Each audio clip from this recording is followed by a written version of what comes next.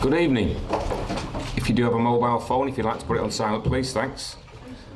Right, massive welcome for the first time to David Adelman with Staying Sane in an Insane World. A solutions-based talk with what we may do to help ourselves through strange times at the end. But first, the problems need highlighting, and David points straight away at the state education indoctrination system, which now starts shortly after we can walk, continuing into adulthood with relentless news via TV and through newspapers that we actually buy. David is an author, teacher, speaker and free thinker who aims to re-educate people into greater independence and a little more. Please welcome David Adelman.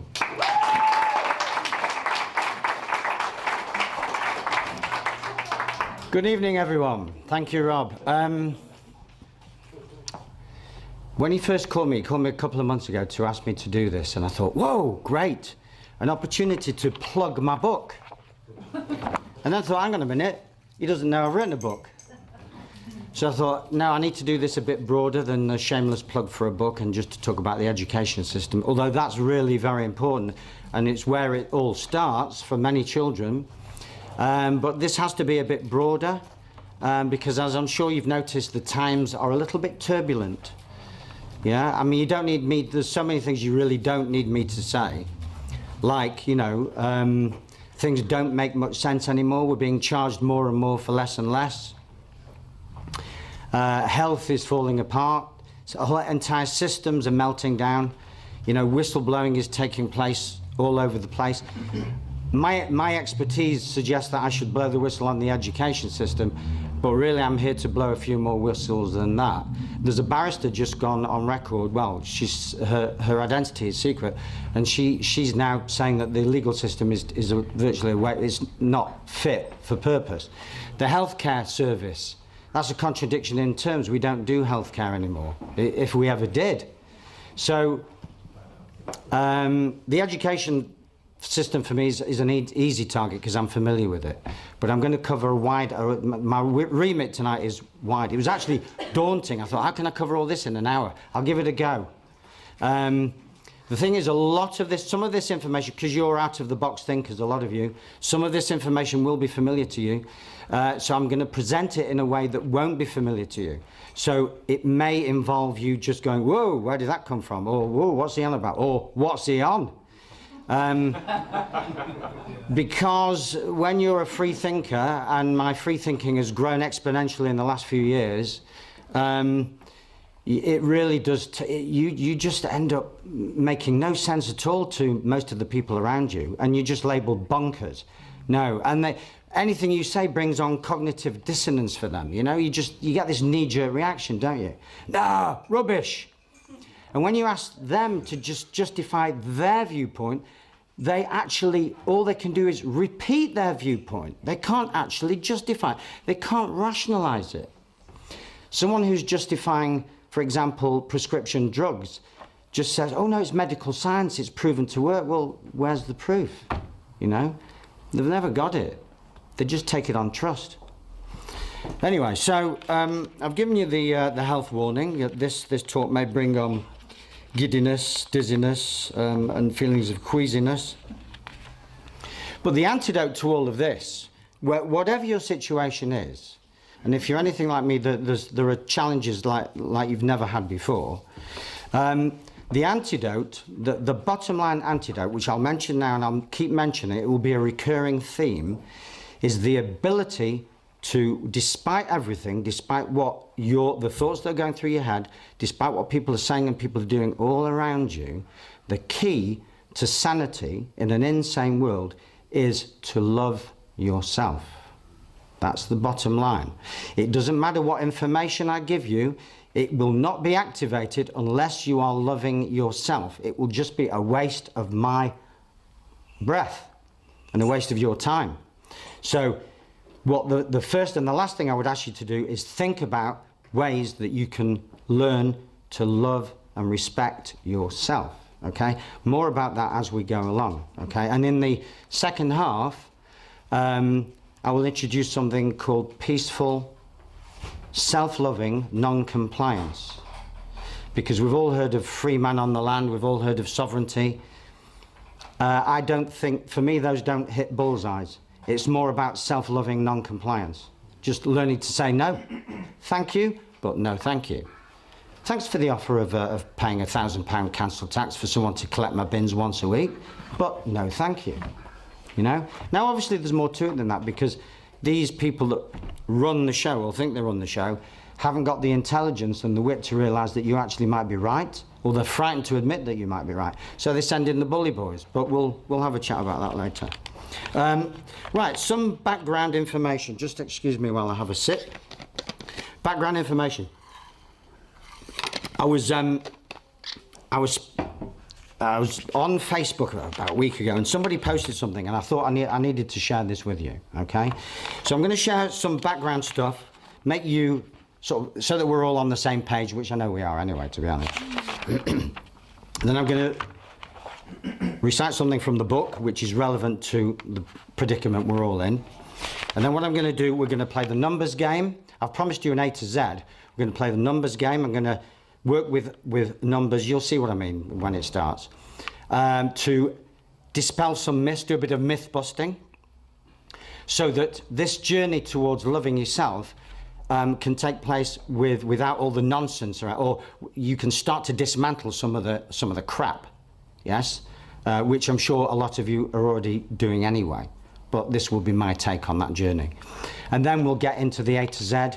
Now, the A to Z of the Sixth Society will definitely focus on the education system, because it's the least I can do to sort of, you know, do justice to the book. So by the time we get that far, we'll be in education. But first, the more general social sickness. Right, I'm indebted to a Facebook friend. I won't mention him because I've got his permission to use this. I don't have his permission to reveal his identity. But he said this on Facebook. We've been rendered helpless and hopeless. The moral fibre of this country has been eroded. We are now in survival mode, merely scraping by each day and just hoping for the best we can get. We've lost our sense of community and connection.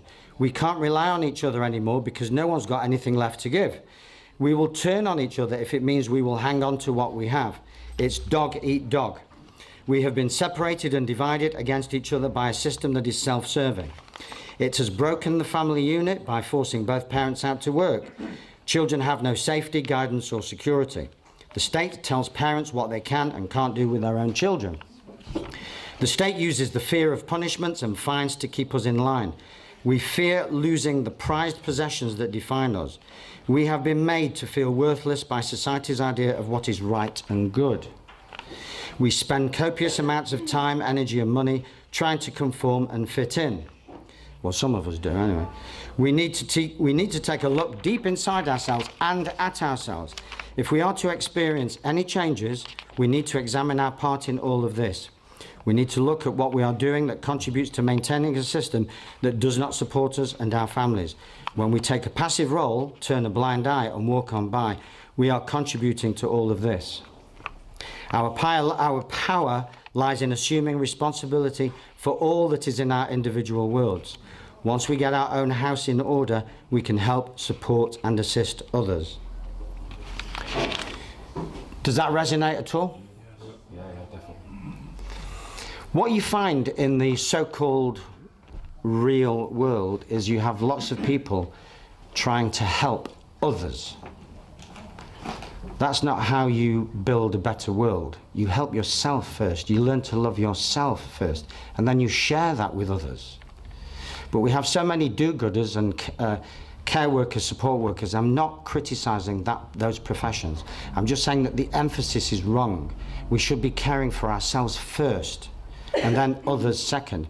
If the people that the carers had to care for had cared for themselves first, the carers wouldn't need to be caring. Yes? We're burdening ourselves.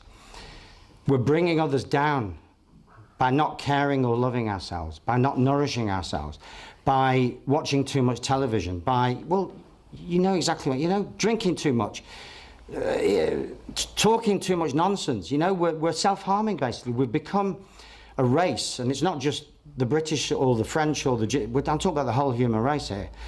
We've become a race of self-harmers. If we were ever anything else, we probably were something else.